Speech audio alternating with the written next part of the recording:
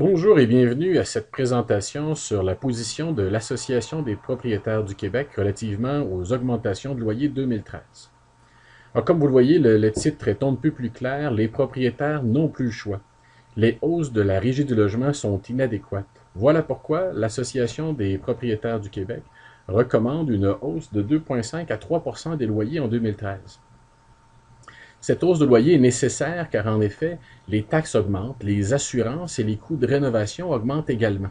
Il est donc important pour maintenir la qualité de vie, la qualité de service à l'intérieur de nos immeubles, que nos loyers augmentent aussi. On a un problème particulier en 2013, la hausse des taxes.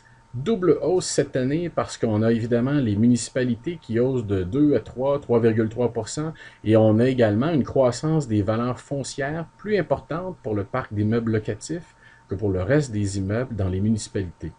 Ce que ça veut dire, c'est que oui, c'est une bonne nouvelle, les immeubles prennent la valeur, ça ne met pas d'argent dans le compte de banque, ça en fait sortir en fait, parce que si mon immeuble a plus de valeur, j'aurai une portion plus importante de l'assiette fiscale municipale et donc, en bout de ligne, une hausse de taxes qui doit être répercutée sur le loyer que paient les locataires.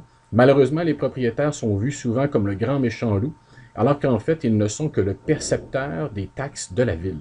Alors, il faut faire bien attention sur l'augmentation de loyer que nous devons envoyer en 2013. Il y a une part importante de ces hausses qui sont liées aux fluctuations des taxes et du rôle d'évaluation foncière.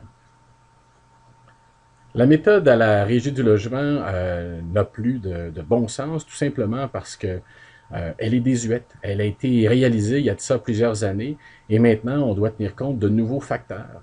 On prend par exemple le retour sur investissement sur des travaux majeurs. On parle de refaire une toiture.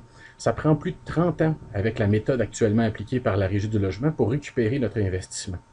Alors que pour motiver un investisseur, on devrait pouvoir récupérer notre investissement sur une période beaucoup plus courte, 7 à 10 ans. Sinon, c'est très difficile de réussir à intéresser nos investisseurs et en même temps ceux qui financent nos investissements, donc les institutions financières, à rénover nos immeubles. On a un parc immobilier qui vieillit, c'est important d'agir.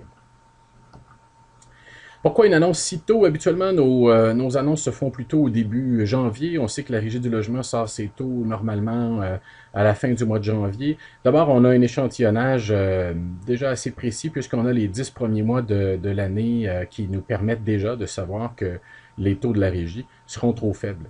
Une augmentation raisonnable n'est pas l'augmentation qui est annoncée par la Régie. Et cette année, les hausses de taxes vont devoir être répercuté sur le prix du loyer. Est-ce que les taux qu'on propose sont ceux qui seront accordés par la Régie du logement? Non. Pourquoi? La méthode est désuète, inadéquate, et si on applique seulement leurs taux, on n'est pas en mesure de bien entretenir nos immeubles. Les propriétaires qu'on a rencontrés nous disent que ça prend entre 2,5 et 3 compte tenu de la situation dans l'ensemble pour bien faire vivre nos locataires dans des immeubles qui évidemment, sont bien entretenus. Évidemment, chaque cas est un cas d'espèce. Hein. La façon dont on fonctionne au Québec, chaque immeuble doit être évalué individuellement. Il se peut donc que des augmentations supérieures soient requises. Par exemple, si les taxes ont connu une variation plus importante, que ce soit en raison de l'évaluation foncière qui pourrait être beaucoup plus élevée pour un immeuble que pour un autre, ou de travaux majeurs qui auraient été réalisés par le propriétaire. Pourquoi la méthode est-elle inadéquate? Écoutez, c'est tout simple, c'est une méthode qui date des années 80. On prend par exemple le taux qu'on nous donnait en 2012 sur les travaux majeurs, 2,9%. On prévoit que ce sera encore plus bas en 2013, tout simplement, parce qu'il s'agit en fait, on prend les taux d'intérêt sur des certificats de dépôt à terme 5 ans et on ajoute 1%. Et c'est donc bien important qu'on puisse comprendre cette méthode pour réaliser qu'avec un taux comme celui-là, c'est impossible de bien fonctionner. Notre parc immobilier prend de l'âge, il faut l'entretenir et ce n'est pas avec un rendement sur investissement de 30 ans. Donc, je refais une toiture, par exemple, ça va me prendre plus de 30 ans avant de la rentabiliser, alors qu'elle sera déjà finie avant que je puisse la rentabiliser. Ça n'a aucun sens. Tous les gouvernements, peu importe, toutes couleurs confondues, s'entendent pour dire que la méthode doit être changée. Il faut maintenant avoir le courage politique de le faire. La recommandation aux propriétaires ou locataires, elle est toute simple. Ne suivez pas la voie de la guerre. On entend les associations de locataires qui, à toute fin pratique, disent de déterrer la hache de guerre, de refuser systématiquement toute hausse de loyer sans discussion ni réflexion. On pense qu'une des choses qui est intéressante dans le système de fixation de loyer au Québec, c'est qu'on est en mesure de s'entendre. Alors, il faut donc se parler, locataires et propriétaires, savoir qu'une augmentation de loyer raisonnable est essentiel pour maintenir un immeuble dans un bon état.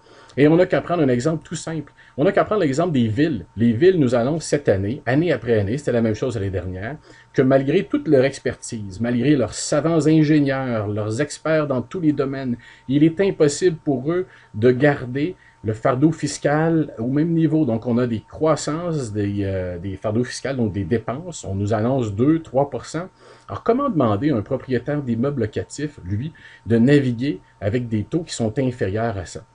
Ça tient de l'impossible, et évidemment, à l'impossible, nul n'est tenu, pas plus les propriétaires que les municipalités.